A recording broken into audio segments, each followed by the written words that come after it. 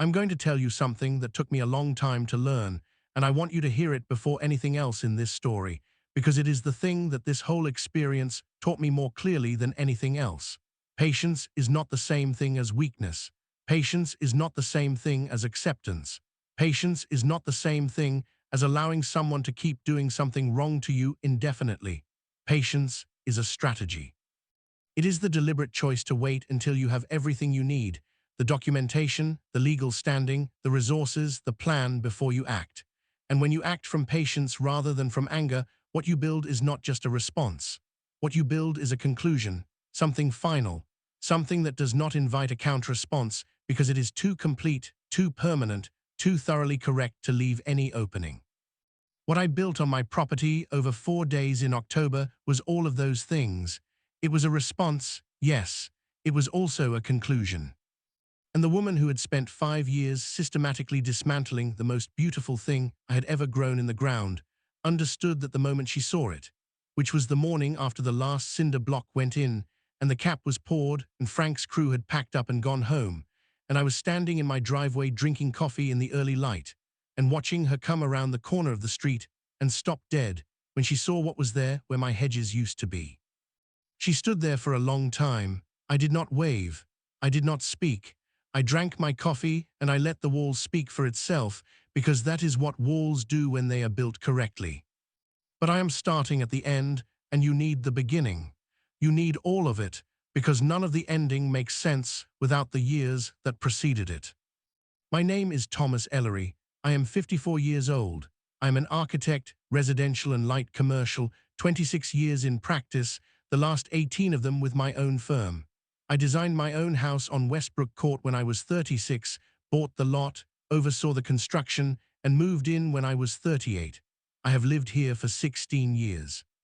I designed the house with the specificity that an architect brings to his own project, which is to say, with a level of deliberateness about every choice that non-architects sometimes find excessive, but that I find simply honest, because if you are going to live in a space, you should live in a space that is exactly what you mean for it to be.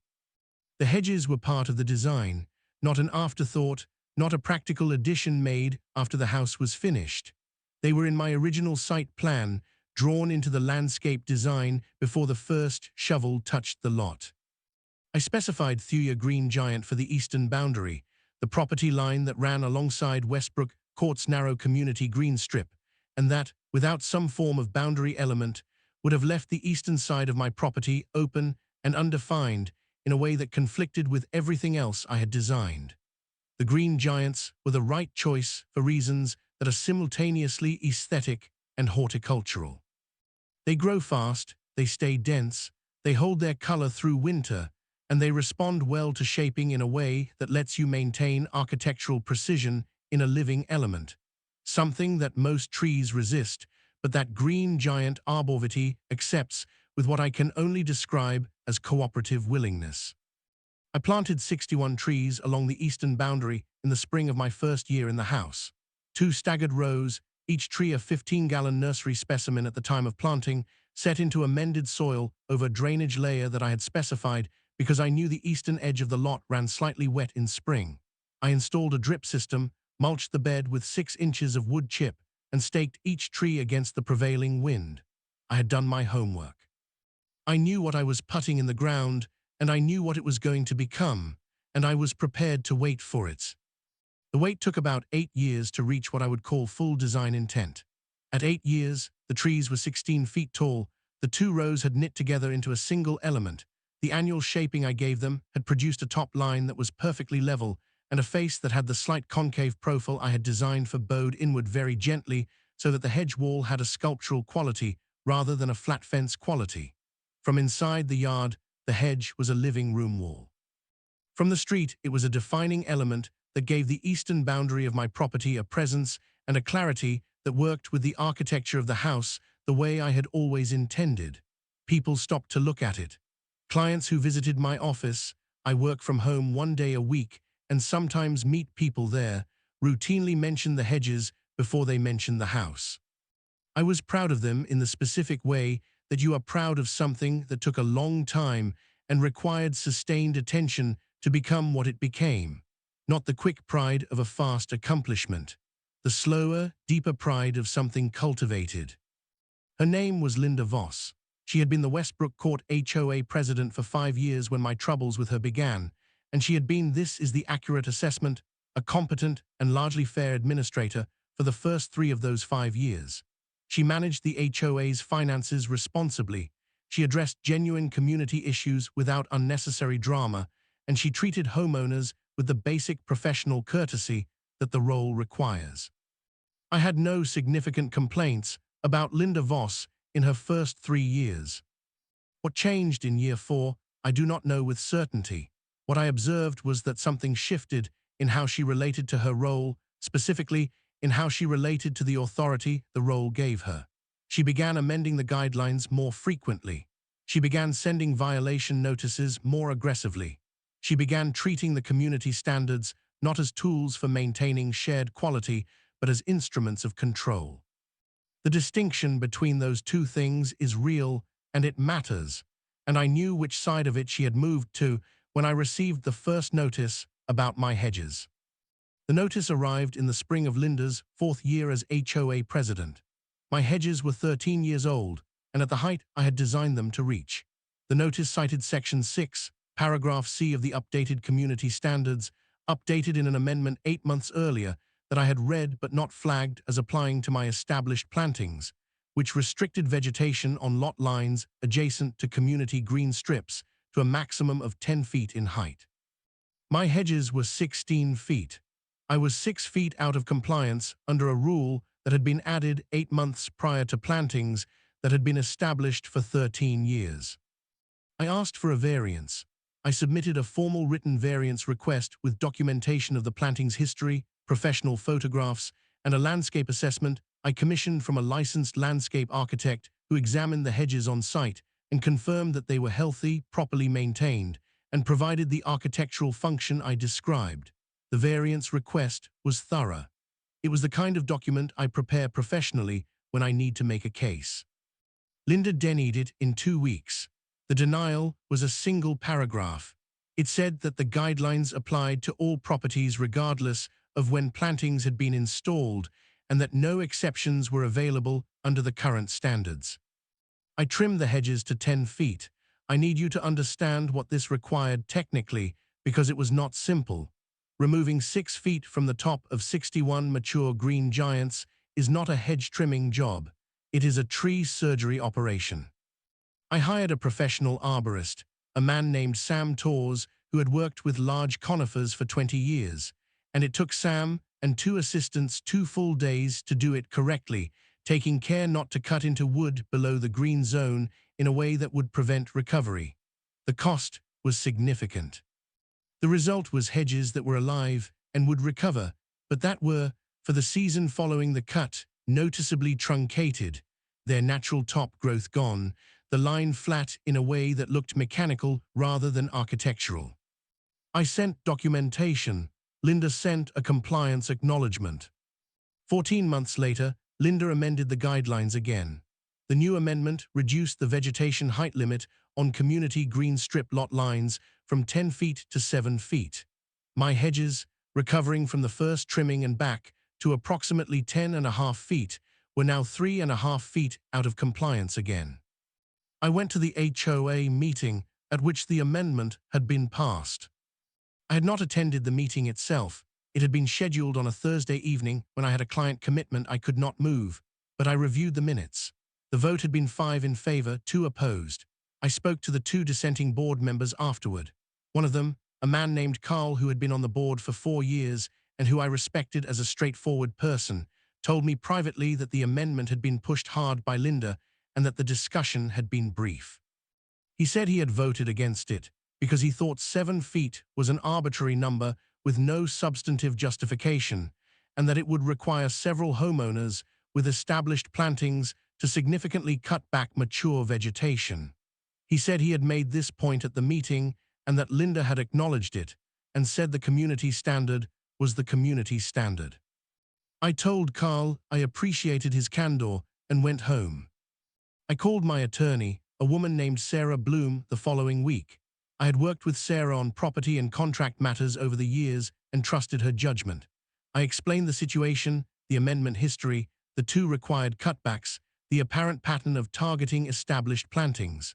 Sarah listened and asked several questions and then said she wanted to research the procedural history before drawing conclusions. What Sarah found took her about 2 weeks. During those 2 weeks, I did not trim the hedges to 7 feet. I waited. Sarah had told me to hold off until she had reviewed everything, and I held off. What Sarah found was this. The Westbrook Court HOA bylaws contained a provision, Article 6, Section 4, that required any amendment to the community standards that materially affected established improvements on homeowner properties to include an impact assessment identifying affected properties and the specific changes required of each. The impact assessment had to be made available to all homeowners at least 21 days before the vote. Neither the 10-foot amendment nor the 7-foot amendment had been preceded by an impact assessment.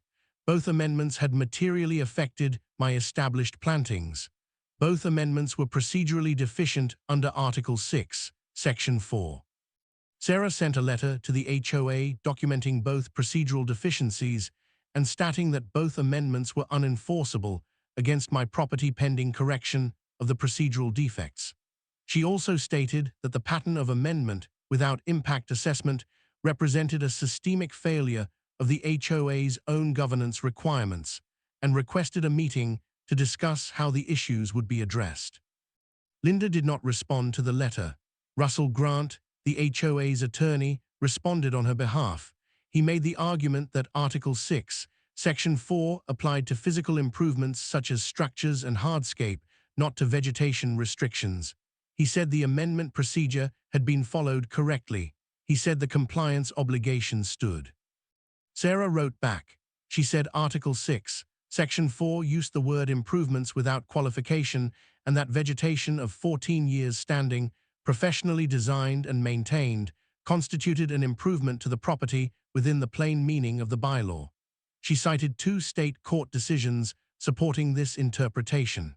She asked Russell to reconsider his position. Russell held his position. I did not trim the hedges to 7 feet. Instead, I received a fine notice 30 days after the compliance deadline, $150. I forwarded it to Sarah. She documented it and said we were building a record. The fines continued monthly. I paid none of them. Sarah documented all of them. The record grew. In the 5th year of Linda's presidency, approximately 8 months after the 7-foot amendment and the ongoing fine dispute, something happened that changed the character of this conflict completely. I was in my workshop on a Tuesday morning. I work from a studio attached to the rear of the house, accessible from the backyard, with a wide window facing the eastern hedge line, when I heard a sound I did not immediately identify. A mechanical sound, not a neighbor's lawn equipment, something heavier. I went to the window. There were 2 men on the community green strip, the narrow common area on the other side of my eastern property line, with what appeared to be a pole pruner attached to a small gas-powered unit. They were cutting the upper portion of my hedges from the community side, not from my side. From the other side of the property line, reaching over into my plantings with a pole pruner and cutting the top growth of my green giants without my knowledge, without my consent, and without any authorization I had been given notice of. I went out of the back door and around to the eastern side in about 30 seconds.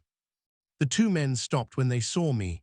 They were young, mid-20s, work clothes, clearly contracted labor rather than the instigators of whatever this was. I asked them who had sent them. They said the HOA. I asked them to stop immediately and to not cut another branch. They looked at each other.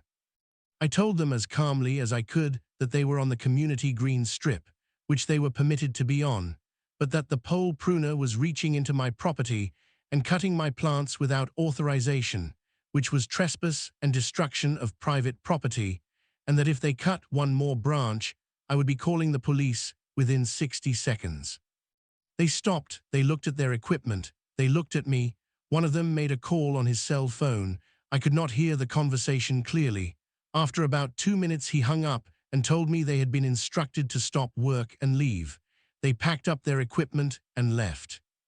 I went inside and called Sarah Bloom. I told her what had happened. She was quiet for a moment, and then she said, "Thomas, they just made this significantly worse for themselves." She said she would be sending a formal demand letter that afternoon and filing an emergency motion for a restraining order preventing any further HOA-authorized access to or trimming of my plantings pending resolution of the legal dispute. The restraining order was granted the following afternoon. It was served on the HOA and on Linda Voss personally. I received a call from Carl, the dissenting board member, that evening. He said he had heard what happened. He said he had not known the trimming crew was being sent. He said he thought Linda had authorized it unilaterally without a board vote. He said he was deeply uncomfortable with what was happening and that he thought it was time for the full board to be informed of the legal situation in detail. I thanked Carl and told him I appreciated the call. The next morning I walked the full length of my hedge line and documented the damage the crew had done before I stopped them. They had cut approximately 4 linear feet of the top growth on the northernmost section of the hedge, about 12 trees, the section closest to where they had set up their equipment before I came out. The cuts were rough and uneven, not the clean professional shaping that I gave the trees annually. Raw wood was exposed at the cut points. It was going to take a full growing season for that section to recover. I photographed everything. I sent the photographs to Sarah. She added them to the file. That was the moment, standing in my yard looking at those rough cuts, that I made a decision I had been approaching for months, but had not yet committed to. I was going to build the wall, not because the legal case was lost, it was not, and Sarah believed we were in a strong position, not because I was giving up on the hedges, I was not. But because I had just watched someone reach over my property line and cut my plants without authorization, and the restraining order would prevent it from happening again in the immediate term, but would not prevent it from being attempted again after the legal proceedings concluded. Whatever the outcome of the legal case, I needed something on my property that was not subject to vegetation guidelines, not subject to the kind of arbitrary amendment cycle that had produced 3 height restrictions in 5 years, not something that could be cut with a pole pruner from the other side of the property line. I called Frank Delgado on a Friday. Frank was a masonry contractor I had worked with professionally on 2 commercial projects. I had specified masonry work on both, he had executed it, and I knew from direct observation that he ran a precise and efficient operation. I described the project and asked him what he needed to start quickly. Frank said he could look at the site on Monday. He came Monday, walked the eastern line, took measurements, and said the project was straightforward. A reinforced masonry wall. 6 feet tall, the maximum permitted under the Westbrook Court HOA's Section 14 structural standards, running the full 68 feet of my eastern property line. Standard concrete masonry units, continuous footing, grouted cores with vertical rebar, horizontal joint reinforcement every other course, concrete cap. He could pull the permit, source materials, and start within 2 weeks if the building department moved at normal speed. I said I needed it faster than that. Frank looked at me. I explained that I had a restraining order in place, but that I was concerned about the situation remaining stable and that I wanted the wall built before the restraining order was tested. He thought about it. He said he could submit an expedited permit application. The county had an expedited review track for an additional fee, and that if it came through in the 4 to 5 day window that the expedited track typically produced, he could mobilize his crew the following Monday. I said to do it. The permit application went in Tuesday. Frank used the expedited track. The drawings came from his engineer by Wednesday. The building department reviewed and approved on Friday afternoon, 4 business days, which was fast even for the expedited track. Frank called me Friday evening and said his crew would be at my property Monday morning at 6. I spent the weekend making one decision that I had been thinking about since I first decided to build the wall. The wall was going to be 6 feet of reinforced masonry that was settled, but 6 feet of plain gray concrete block is a functional object, not a designed one, and I am an architect. I design things. I was not going to put a structure on my property that I had to look at every day without thinking about what it should look like. how it should sit in its context, how it should relate to the house and the yard and the character of the property. What I decided was this. The side of the wall facing my yard, the interior face, would be finished in a board-formed concrete plaster, a technique where the wet plaster is pressed against rough sawn boards and then the boards are peeled away, leaving the impression of the wood grain in the plaster surface. The result is a concrete surface with a warmth and texture that reads as natural rather than industrial. The color would be a warm sand gray, tinted into the plaster mix that would work with the cedar siding on the east face of my house. The cap would be cast concrete with a slight weathered edge detail. The exterior face, the side visible from the community green strip, would be a smooth, painted finish in a neutral warm white, clean and inoffensive. I also decided on the planting plan. Along the base of the wall on my side, I would install a deep planting bed, 12 inches deep over a drainage layer, running the full length.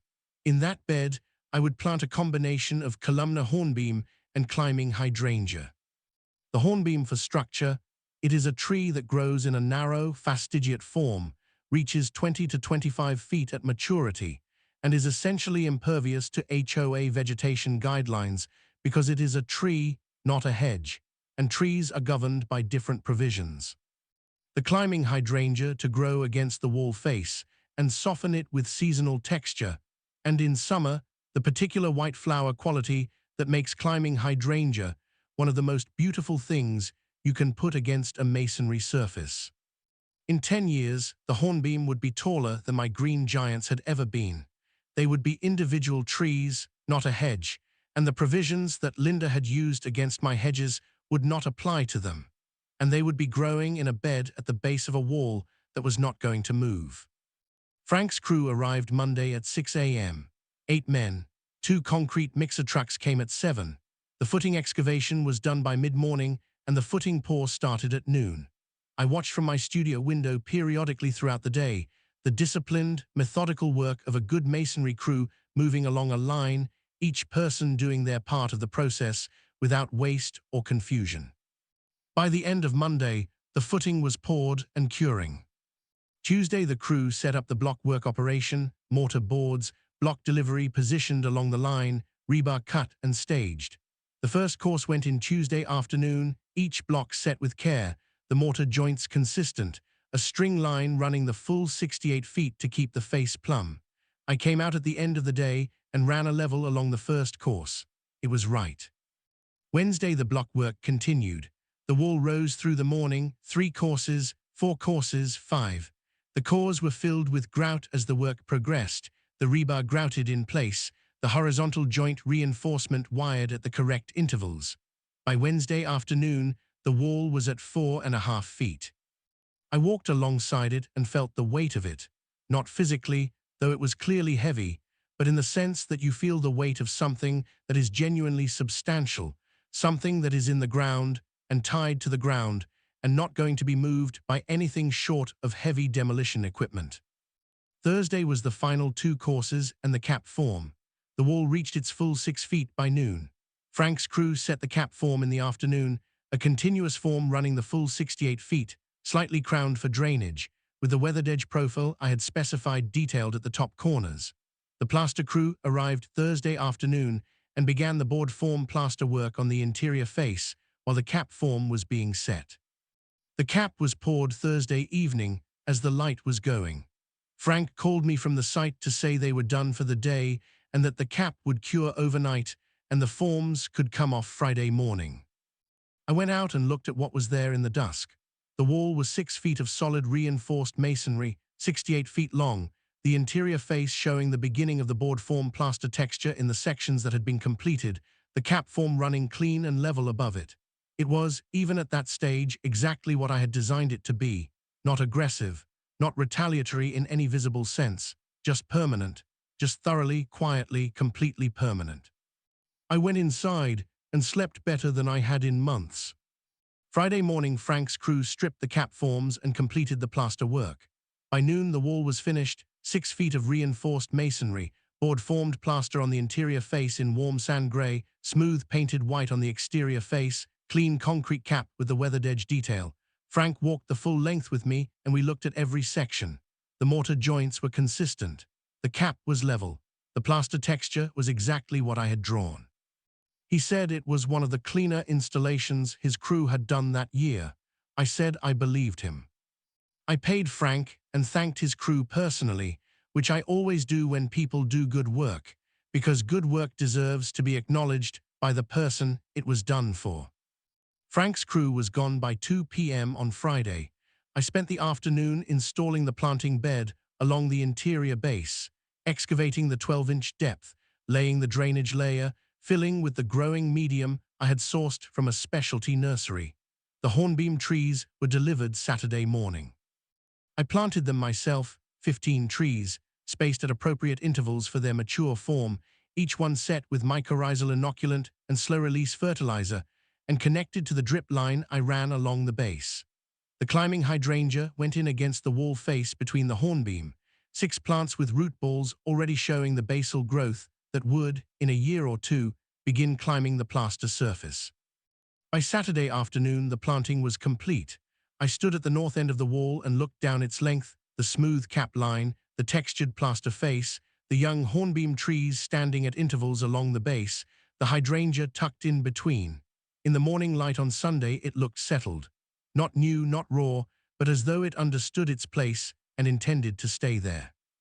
Linda Voss came around the corner of Westbrook Court at approximately 7:15 on Sunday morning. I was standing in my driveway with coffee. I saw her before she saw the wall. She was walking at her normal pace, purposeful, upright, the posture of a person who is accustomed to moving through the neighborhood as though it belongs to her. Then she rounded the corner, and the wall was there, and she stopped. She stood there for what I estimate was 90 seconds. I did not time it. I watched it happen. The stillness was complete. She did not move. She did not shift her weight. She did not look away from the wall. She just stood there and looked at it and understood, I think, exactly what she was looking at. Not just a wall, a conclusion. Then she turned and walked back the way she had come. I drank my coffee. What happened in the weeks following was a sequence of events that I will describe in order because the order matters. Linda had the HOA attorney send me a letter 10 days after the wall was completed. The letter cited 2 alleged violations. The first was that the wall had been built without HOA approval. The Westbrook Court guidelines required a design review application for new structural elements. The second was that the wall's height, when measured to the top of the concrete cap, exceeded 6 feet. I reviewed both claims with Sarah Bloom. On the first claim, design review, Sarah checked the guidelines. The design review provision required applications for new structures in the front yard and for structures that altered the external appearance of the home. A side yard wall visible only from the community green strip and the interior of the homeowner's property had been determined in a prior community dispute to not require design review, and there was a written board determination from 6 years prior documenting this. Sarah cited that determination in her response. On the second claim, wall height, I got out a tape measure and measured. The masonry to the top of the masonry was 5 feet 11 inches. The concrete cap added 2 inches, total 6 feet 1 inch, 1 inch over the limit. I called Frank. He came over, looked at the cap, and ground 1.5 inches off the top of the cap surface along the full 68 feet. He resurfaced it the same afternoon. Total height, 5 feet 11.5 inches, under 6 feet. Sarah sent a response documenting the corrected measurement and requesting compliance confirmation. Linda did not send a compliance confirmation.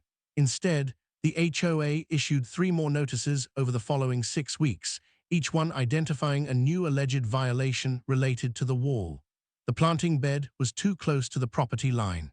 The drip irrigation system created runoff onto the community green strip. The hornbeam trees, if grown to their mature height, would violate the vegetation height guidelines. Sarah responded to each one methodically. The planting bed was entirely within my property, and the guidelines did not restrict planting bed proximity to interior lot lines. The irrigation system was a subsurface drip that created no surface runoff, and she requested documentation of any observed runoff. None was produced. The hornbeam trees were not yet subject to any height violation, and any future application of vegetation height guidelines would be addressed when and if they became applicable. 3 notices, 3 responses, 3 claims that went nowhere. The fines for the unresolved hedge dispute continued accumulating during this period. Sarah continued documenting them. The restraining order remained in effect. Then the board moved. Carl, the dissenting board member, had been working quietly since our conversation months earlier. He had been talking to other board members, documenting the legal situation and building the case for a formal board review of Linda's conduct as HOA president. What triggered the formal review, ultimately, was a request from 6 homeowners, including me, including Paul Renfrew 2 streets over, who had been fined for a fence color that had been required by a voided amendment, including a woman named Diane who had removed a pergola under a rule that had never been properly enacted, requesting that the board conduct a governance review of the current administration. 6 homeowners. The bylaws required only 4 to trigger a mandatory review. The review was mandatory. The governance review took 2 months. An independent HOA administrator conducted it.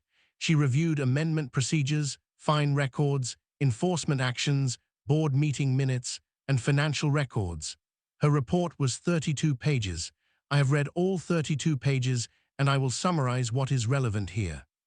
The report found that of the 11 amendments passed during Linda's 5-year presidency, 7 had procedural deficiencies, primarily the failure to conduct required impact assessments under Article 6, Section 4.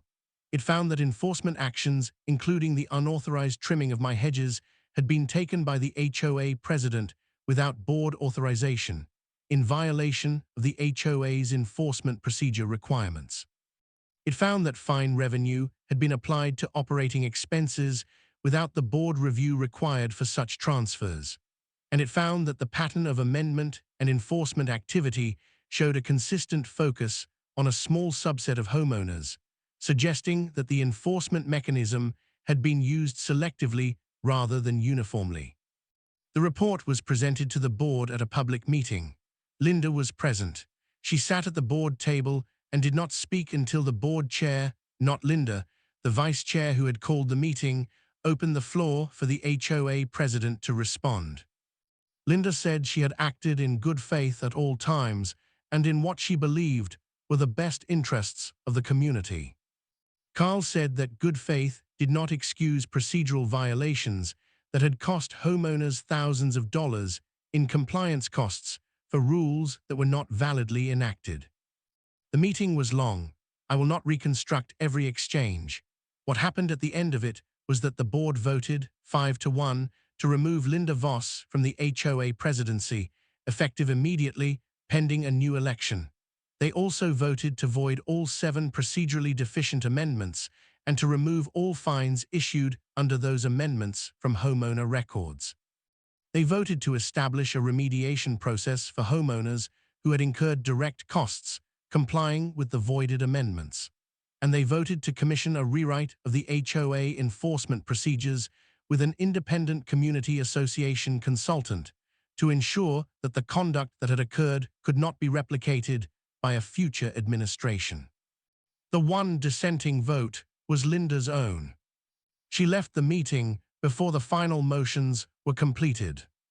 The remediation process took 4 months to work through. My hedge trimming costs were included, both the professional arborist fees and the landscape value diminishment documented in the assessment Sarah had commissioned. The unauthorized trimming damage was also covered. Paul Renfrew received his fence repainting costs. Diane received the pergola removal costs.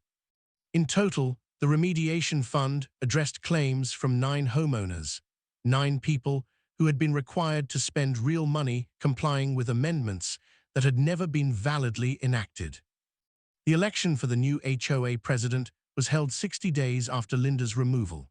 The winner was a retired civil engineer named Margaret, who had been in the neighborhood for 20 years and who, at the candidates' meeting, stated that her primary goal as HOA president was to make the HOA so unremarkable that no one would ever feel the need to write a 32-page report about it. She won by a substantial margin. Margaret's first act as president was to have the community standards document reformatted to include, at the top of each section, a note indicating when the section was last amended and who had voted for the amendment. Transparency, she said at the next meeting, is the cheapest governance tool there is. She has been HOA president for 2 years. The reformatted community standards document has been amended once under her administration. The amendment addressed entrance lighting. It was noticed by certified mail to all homeowners 30 days in advance. The impact assessment was included with the notice. The vote was 6-0 with full quorum. The wall is still there. It will be there long after I am gone from this house, because it is reinforced masonry built to full structural standard with a permitted foundation, and it is not going anywhere. The climbing hydrangea is beginning its 3rd year on the wall face and has reached the midpoint of the plaster surface. By next summer, I expect it to be near the top, the white flower clusters appearing in June and July against the warm sand-gray texture of the board-formed plaster. The hornbeam trees are 15 feet and growing. Their narrow columna form exactly what I selected them for, each one distinctly a tree rather than a hedge element, each one entirely outside the provisions that Linda had used 5 times against my green giants. My green giants are still there too.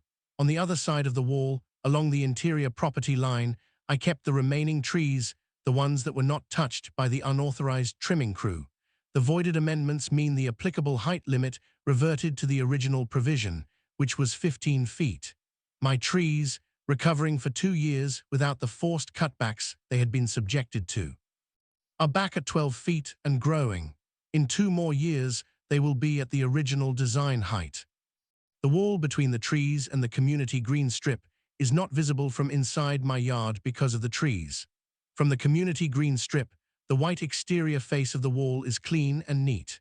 From my side, the board-formed plaster and the hydrangea and the hornbeam make something that I think is better than what was there before, not in spite of what happened, but partly because of it. The wall forced me to design something I would not have designed without the conflict, and what I designed, in the end, is something I am genuinely proud of in a way that is separate from any satisfaction about the outcome of the dispute. It is good architecture. That is the thing I keep coming back to when I look at it. Strip away everything that led to it, the violation notices, the forced trimming, the unauthorized crew, the legal proceedings, the governance review, all of it, and what you have left is a wall that does what a good wall does. It defines a space. It creates a boundary that has presence and character. It works with the material and the light and the plants around it to make something coherent. It looks like it belongs exactly where it is. Which it does. It belongs exactly where it is. It will be exactly where it is for a very long time. Linda Voss drove past my property twice in the weeks following the wall's completion, on days when she was presumably coming or going from somewhere on the street. Both times I happened to see her from the studio window. Both times she looked at the wall as she drove past. I could not read her expression clearly from the distance. I did not try very hard to read it. What she was thinking about the wall was her business. What I was thinking about it was mine. What I was thinking was that it was done, that it was right, that it was permanent, and that the best thing I could do now was go back to my studio and make something beautiful, which is, in the end, what I was here to do all along. Thumbnail text. Line 1, HOA Karen kept destroying my hedges for 5 years, so I built a cinder block fortress she legally can never touch. Line 2, then the board found her rules were fake for 5 years, and she lost everything face bricks.